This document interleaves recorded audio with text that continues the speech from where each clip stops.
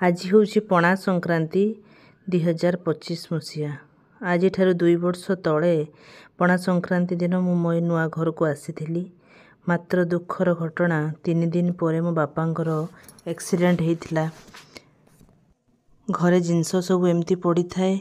मु जीवाई बाहरला बेलू माँ कहला 2 जन भाउज बापांकर एक्सीडेंट होता।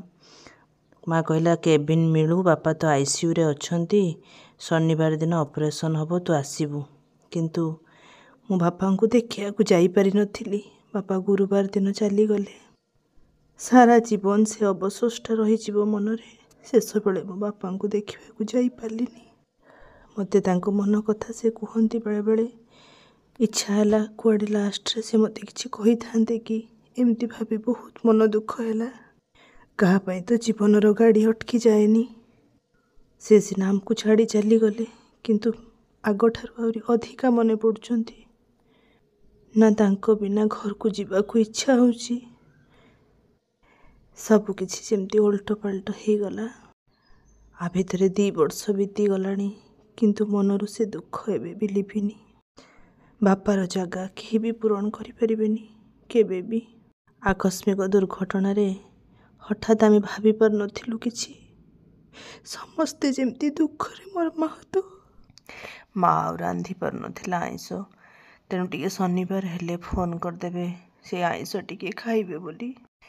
पोखरीरु माछ धरिथिले जदि माछटा छोट हेइथिबो कहिबे मो झियो आसीबो आ टिके बड़ हे जाऊ कहि छाड़ी देबे। खरारे से शौल माछ को धरी बसी पानी रे बुड़ी धरुथिबे। मने पकेले तो आओ बापा फेरी आसीबेनी। जोटी जन्म नहीं थांतु खुशी रे थांतु। सकाळे पूजा सरला परे संध्यारे आम पाखरे गोटे हनुमान मंदिर अच्छी, सेठी निमंत्रण थिला रात संध्या बेले खाइबा पई। तो आमे जाई पूजा तापरे प्रसाद खाई घर को फेरिलु। जेजे बापांकर दांत उपड़ा होता बोली से जाई नांती। जेजेमा नातुणी आउ मु जाइथिलु। खाइकी राति रे घर को फेरिलु। केबे केबे मने पड़ी जिबारु बहुत कांद लागुची बापांक कथा। कौन करिबा, किछि कथा मते न कही नातुणी को भी चुप चुप कही कि जाइछंती।